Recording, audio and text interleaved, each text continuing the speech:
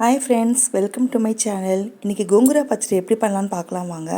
இன்றைக்கி 2 கட்டு புளிச்சக்கீரையை எடுத்து நான் ஒன்றும் பாதியமாக கட் பண்ணிவிட்டு நல்லா கழுவிட்டு இந்த மாதிரி எடுத்து வச்சுருக்கேன். தண்ணியெல்லாம் ஈர்த்துட்டு எடுத்து வச்சுருக்கேன். இது ஒரு வானிலையில் வந்துட்டு எண்ணெய் எதுவும் சேர்க்க வேண்டாம். இந்த கீரையை அப்படியே போட்டுட்டு கொஞ்சம் உப்பு சேர்த்துக்கோங்க. இதுக்கு தேவையான அளவு உப்பு சேர்த்துட்டு நல்லா வதக்கி கொடுத்துட்டே வாங்க.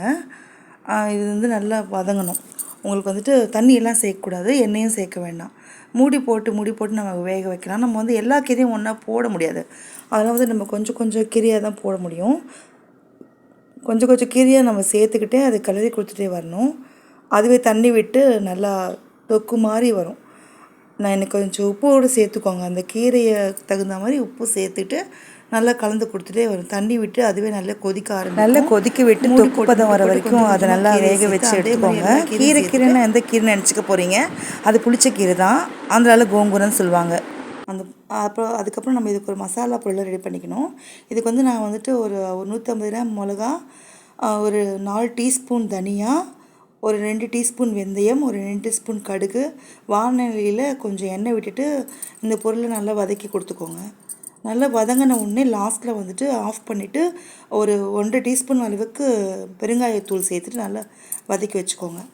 இந்த பொடி வந்து நல்லா ஆற விட்டுட்டு மிக்சியில் வந்துட்டு ஒன்றும் பாதியமாக குறைன்னு ஒரு 80% மிக்சியில் போட்டு எடுத்துக்கிட்டு இந்த வதக்கி வச்சுருக்கோங்க இல்லையா கீரை தொக்கில், அந்த தொக்கில் வந்துட்டு இந்த பொடியை சேர்த்துக்கணும். இப்போ வந்து இந்த பொடியோடு கலக்கும்போது பச்சடி வந்து கொஞ்சம் திக்காக இருக்குது. இந்த மாதிரி திக்கான கன்சிஸ்டன்சி இருந்தால் எடுத்து போட்டு சாப்பிட்றதுக்கு நம்மளுக்கு கஷ்டமாக இருக்கும்.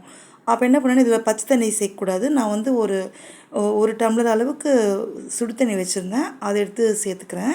இப்போ ஸ்டவ் கொஞ்சம் ஆன் பண்ணிக்கோங்க. இது வந்து நல்லா கலந்து கொடுத்துருங்க.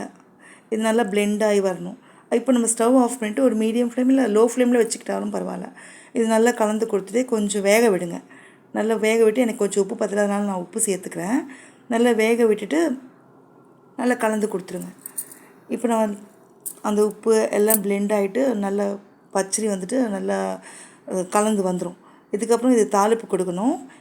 நல்லெண்ணெய் எடுத்துக்கோங்க. ஒரு 4 டீஸ்பூன் நல்லெண்ணெய். எண்ணெய் நிறைய சேர்த்தா தான் நல்லாயிருக்கும். இதில் வந்து பருப்பு வகைகள் நிறைய சேர்த்துக்கணும். ஒரு 4 டீஸ்பூன் கடலைப்பருப்பு, 4 டீஸ்பூன் உளுத்தம்பருப்பு, ஒரு 4-5 காஞ்ச மிளகா ஒன்றும் பாதியமாக கட் பண்ணி போட்டுட்டு நல்லா பொன்னிறமாக வரணும். பருப்பு வகையெல்லாம் நல்லா பொன்னிறமாக வந்தால் தான் பச்சடி வந்து டேஸ்ட்டாக இருக்கும். இந்த டைமில் வந்துட்டு நம்ம வந்துட்டு ஒரு 10-15 பூண்டு நான் இடித்து வச்சுருக்கேன், அதில் போட்டுட்டு அதுவும் கொஞ்சம் லைட்டாக பொன்னிறமாக வர வரைக்கும் நல்லா கொஞ்சம் நல்லா வதக்கி விட்டுருங்க. அப்புறம் நம்ம கடுகு 1.5 டீஸ்பூன் கடுகு போட்டுக்கலாம். ஏன்னா வந்துட்டு கடுகு ஃபஸ்ட்டே போட்டோன்னா கரிஞ்ச ஸ்மெல் வந்துடும். ஆனால் லாஸ்ட்டில் போட்டுட்டு அது கடுகு வெடித்த உடனே ஆஃப் பண்ணிவிட்டு இப்போ மறுபடியும் ஒரு 1/2 டீஸ்பூன் வெந்தயப்பொடி சேர்த்துக்கலாம். பெருங்காயப்பொடி சேர்த்துக்கலாம். பெருங்காயப்பொடி தான் இதுக்கு டேஸ்ட் நல்லாயிருக்கும். அது டேஸ்ட்டு நல்லா தூக்கி கொடுக்கும். அந்த கலவையை வந்துட்டு பச்சடியில் கலந்துட்டு நல்லா கலந்து கொடுத்துருங்க. நல்லா கலந்துட்டு அது இப்போ ஸ்டவ் ஆஃப் பண்ணிக்கலாம். ஸ்டவ் ஆஃப் பண்ணிவிட்டு இந்த சுடு எண்ணெய் தானே, அதனால் கலந்து வந்துடும். அந்த பச்சடியில் நல்லா கலந்து கொடுத்துட்டு இந்த பச்சடி வந்துட்டு நல்லா 1 வீக் வரைக்கும் 1 வீக் 10 டேஸ் வரைக்கும் நம்ம ஸ்டோர் பண்ணி வச்சுக்கலாம். வெளியே வச்சா கூட 1 வீக் ஒன்றும் ஆகாது. இல்லைன்னா நீங்கள் ஃப்ரிட்ஜில் வச்சும் ஸ்டோர் பண்ணிக்கலாம். நான் இப்போது இந்த பவுல் நிறைய எனக்கு கிடச்சிருக்கு. இது வந்து நம்ம சுடு சாதத்தில் போட்டு சாப்பிட்லாம், சைட் டிஷ்ஷாகவும் வச்சு சாப்பிட்லாம். நல்லா டேஸ்ட்டாக இருக்கும் ஃப்ரெண்ட்ஸ். நீங்கள் ட்ரை பண்ணி பாருங்கள். எப்படி இருக்குதுன்னு எனக்கு வந்து கமெண்ட் பண்ணுங்கள். இந்த வீடியோ உங்களுக்கு பிடிச்சிருந்ததுன்னா லைக் பண்ணுங்கள், கமெண்ட் பண்ணுங்கள், சப்ஸ்கிரைபும் பண்ணிக்கோங்க. Thank you friends.